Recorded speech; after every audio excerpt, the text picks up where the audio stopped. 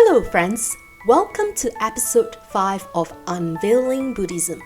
We are thrilled to have you join us as we continue our journey from the last episode, delving into the fascinating naming ceremony of Prince Siddhartha. Upon the birth of Prince Siddhartha, the entire universe resounded with jubilant cheers from celestial beings. Upon receiving words from the Devas, Hermit Asita swiftly made his way to the palace to greet the noble prince. Hermit Asita held the esteemed role of being the royal seer and spiritual teacher of King Suddhodana. King Suddhodana, who held deep respect for Hermit Asita, extended a warm welcome and introduced the newborn prince to the revered sage. As the sage leaned in to observe the infant, a remarkable occurrence took place. The baby's tiny leg extended and gently touched the sage's head. In that fleeting moment, Hermit Asita had a profound vision of the child's future, seeing him as a harbinger of wisdom and enlightenment. Filled with immense joy and insight, Hermit Asita burst into hearty laughter and paid his respects to the baby's extraordinary action. King Suddhodana, standing by Asita's side, promptly followed his revered teacher's lead without hesitation. This act was truly remarkable, as it defied the norm since fathers typically don't pay homage to their own sons in such a manner. Yet, Asita's initial joy swiftly transformed into deep sorrow, and he began to weep uncontrollably, leaving everyone present utterly bewildered by this unexpected turn of events. The onlookers, now filled with anxiety and curiosity, eagerly sought an explanation from Asita. He went on to clarify that his tears were not of sorrow, but of profound longing, as he foresaw that he would not live long enough to receive teachings from the prince, despite recognizing the immense wisdom that Prince Siddhartha would one day impart. While Asita's revelation provided a sense of comfort, it also raised concerns in King Suddhodana's heart, as he held specific hopes and ambitions for his son. The king's aspirations revolved around Siddhartha, assuming the throne and achieving greatness as a ruler, rather than embarking a path as a spiritual teacher. With a reluctance to fully embrace Asita's prophecy, King Suddhodana organized a naming ceremony just 5 days after the prince's birth. His intention was to invite 108 holy men and seers, thereby gathering a wider spectrum of perspectives and predictions to help him make a more informed decision regarding his son's future.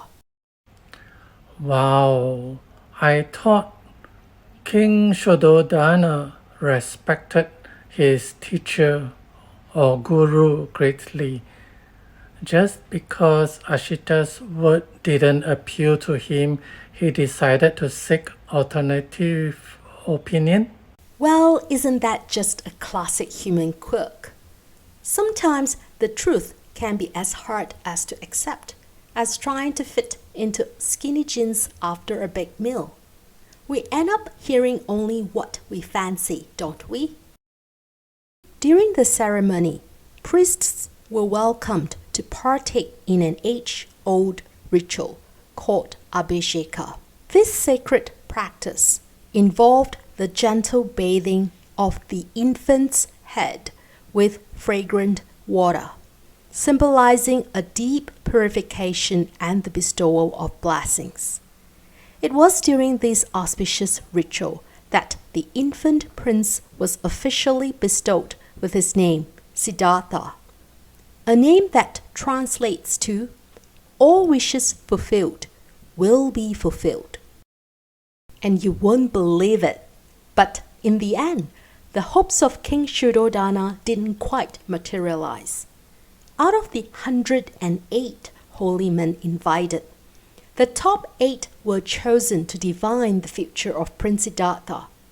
Astonishingly, 7 of them predicted that Prince Siddhartha would become either a great king or a great seer.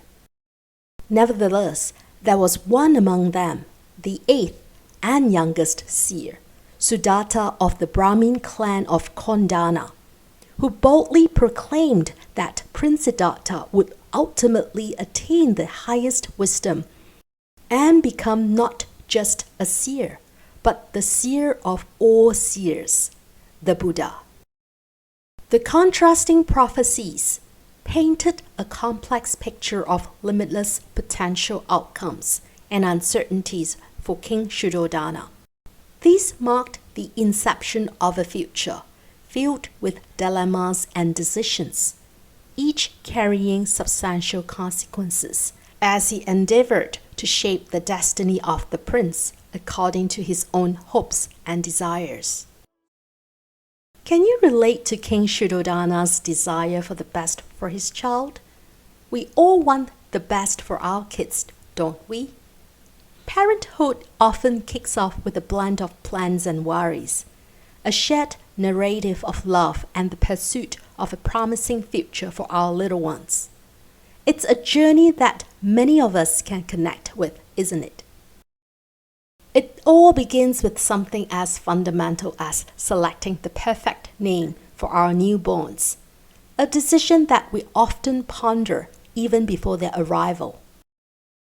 As we move forward, we find ourselves preoccupied with dietary decisions, whether it's about breastfeeding or choosing the right baby formula. It often feels like every choice we make carries significant and irreversible consequences for our cherished child. Next, we start contemplating early childhood education choices and even consider enrolling them in enrichment classes while they are still infants. It's all a part of our unwavering dedication to ensuring a brighter future for them.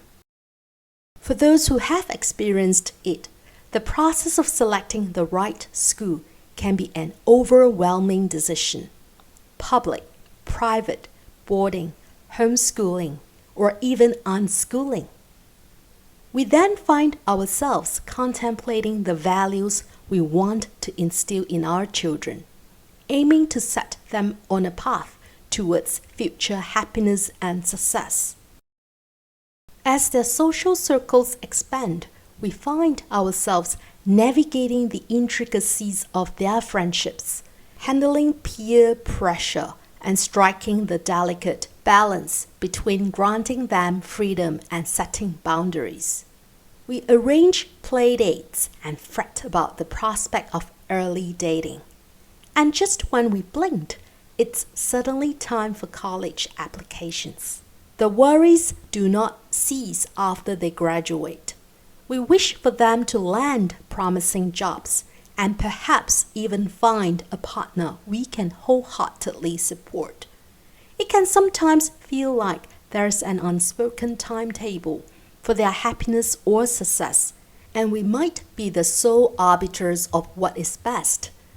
These concerns can extend to our roles as grandparents as well. The never-ending worries and concerns that come with parenthood can be likened to an endless river that has the potential to sweep us away if we are not careful. On top of that, disagreements with our partners or family members can also surface due to differing opinions. There is a fine line between healthy planning and excessive worrying. It's akin to flying a kite.